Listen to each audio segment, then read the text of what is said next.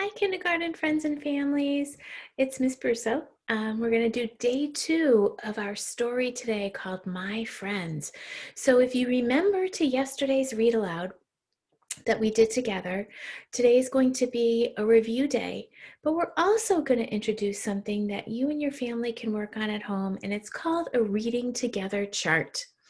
Okay, so in the classroom, what we would do is we would have all of our friends come together and we would try and figure out ways that we would be a good listener when we're listening to a read aloud, ways that we could be respectful of our friends who are trying to listen and learn to the story that's being read aloud.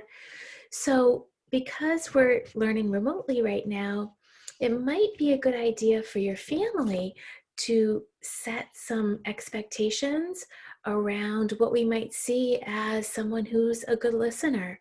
So that would be sitting in a quiet space, sitting up in your chair, making sure that you're focused on listening to the story.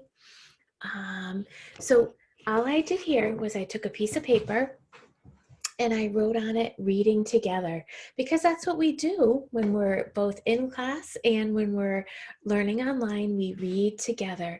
Even though we're reading at different times and in different spaces, it's still reading together. Okay, it's a process. All right. So in today's story, what we're going to do is you can go back to yesterday's video to hear the story again. Um, we're going to answer some questions about the story, the details that we heard in the story of My Friends. We can look at the different illustrations from the story. And we're also going to continue to make those text to self connections like we did yesterday with the animals from the story, My Friends. And we're gonna, you and your family are gonna come together and form some expectations around reading together in a chart. And that way you have it as a guide to help you, okay, with your whole body listening. So I always say to my friends, give me 5. So we don't always listen with just our ears. We listen with our eyes. We listen with our head, right? We listen with our mouth when our voices are off. Our bodies are still, and we're ready to learn, okay? So that's something to keep in mind when you're doing your reading chart, okay? So let's see.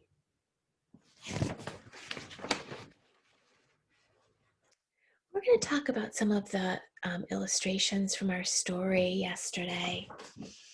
So once you've gone in and you've listened to the story again, you're going to come and answer these questions with me.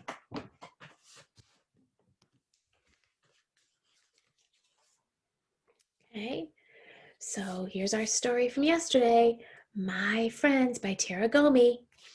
All right, so I'm just going to open up to just some pages and see if you can remember some of those details that were in our story from yesterday just by looking at the pictures. Okay.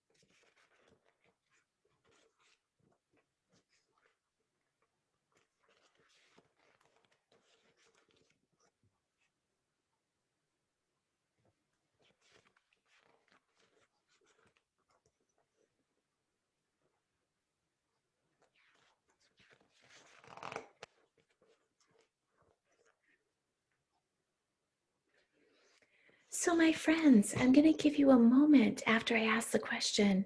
Your family can pause the video, and I'm going to ask you, what are some of the things that the girl learns to do from her friends? Now, I just went through a lot of the pictures in the story, so see if you can talk to the person that's sitting next to you and tell them about some of the things that the little girl learned from her friends, okay?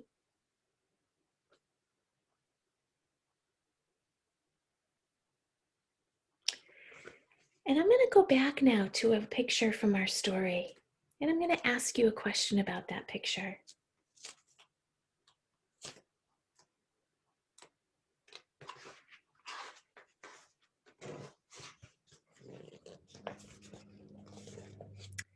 So, friends, looking at this picture, how does the picture help you to understand that the girl learned to jump from her friend the dog?